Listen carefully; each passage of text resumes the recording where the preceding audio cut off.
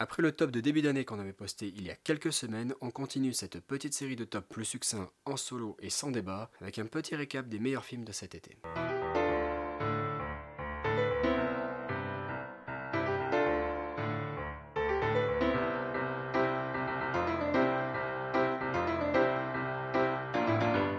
Alors oui, il y a eu en effet quelques grosses sorties américaines comme Deadpool et Wolverine, qui est déjà à 1,2 milliard au box-office, ou Sans un bruit jour 1, ou encore Alien Romulus dernièrement,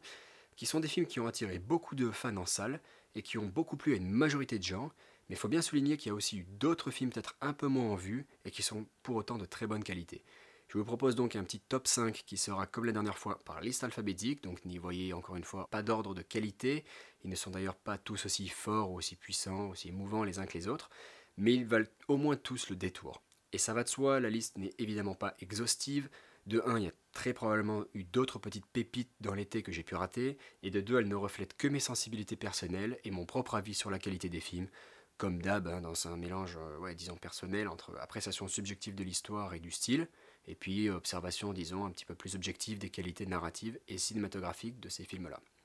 Du coup, le premier sur la liste dans l'ordre alphabétique, c'est un film français, tourné en espagnol et en anglais. Il s'agit du nouveau film de Jacques Audiard qui a été primé à Cannes en mai dernier et qui propose un style mélangeant la comédie musicale, ou disons plutôt le drame musical, au polar et aux telenovelas mexicaines. Le film s'intitule Emilia Pérez et il raconte l'histoire d'un tyran, chef de cartel, qui prépare en secret sa retraite, sa disparition et sa transition pour laisser place à la femme qu'il a toujours su être. C'est une très belle œuvre transgenre, audacieuse et qui plus est assez novatrice, où les séquences de chant et de chorégraphie de danse sont impressionnantes, avec l'une des mises en scène probablement les plus travaillées de l'année et deux très belles performances de Zoé Saldana et Carla Sofia Gascon.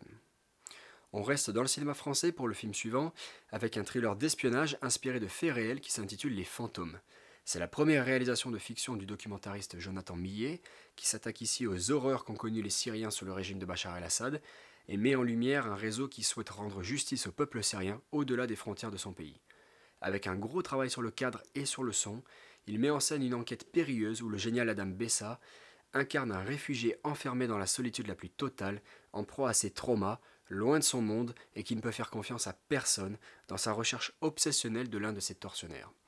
C'est un film haletant où la tension monte de manière constante jusqu'à une magnifique scène de restaurant qui en devient le paroxysme. On passe ensuite directement à un film en M, c'est un film bhoutanais qui s'intitule Le moine et le fusil, et qui explore l'arrivée de la démocratie dans le pays du bonheur national brut. C'est une fable politique et comique, une satire contemporaine et symbolique, qui non seulement explore la découverte d'une population rurale renfermée sur elle-même, du principe même des élections et des oppositions, mais qui sert aussi de miroir de nos sociétés occidentales. Le réalisateur, Pao Choining Dorji, interroge le rapport à la tradition et au progrès, et nous parle de politique et d'action publique autrement, entre réalisme et absurde, ou contemplatif et métaphorique, et avec une fin particulièrement réussie. Viennent ensuite deux films en S, à commencer par un film indien coproduit à l'international et notamment en France par la boîte de prod Haut et Court. Ça s'intitule Santosh et c'est à nouveau une première réalisation de fiction où la réalisatrice explore la condition féminine dans son pays et sonde les mécanismes de la violence jusque dans l'âme de sa protagoniste, une femme qui devient policière par nécessité, magnifiquement interprétée par Shahana Goswami. C'est un film noir techniquement très maîtrisé, qui dépeint un sombre portrait d'une Inde minée par son système de caste, par la corruption, par l'intolérance religieuse, mais aussi par la misogynie et le patriarcat. Et on est entre le thriller policier et le drame social, le tout dans une approche très documentaire, et c'est un film qui marque une belle opportunité de découvrir un cinéma d'auteur indien qui est assez peu connu chez nous. Et on finit par un film danois qui s'intitule en France tout simplement Sons, et en danois Voiter. C'est un thriller carcéral de Gustav Mahler qui avait impressionné par sa mise en scène à huis clos dans son premier film de Guilty. Et ici, on est quasiment à nouveau à huis clos et on est plongé dans une atmosphère oppressante grâce à une mise en scène claustrophobe au cadre serré et à l'excellent montage son dans une prison danoise et dans un duel slash double portrait entre une matonne jouée par Sissebeth Knudsen et un détenu joué par Sebastian Bull. L'actrice de la série Borgen transmet la souffrance et les contradictions de son personnage au visage insondable dans une magnifique économie de gestes et d'expressions. C'est un film haletant et techniquement très travaillé qui vous restera en tête. Voilà donc pour cette liste. Évidemment, comme j'ai dit au début, il y a très certainement plein d'autres films cool qui sont sortis cet été. J'aurais pu citer pour ce qui est des divertissements estivaux qui remplissent très bien leurs objectifs,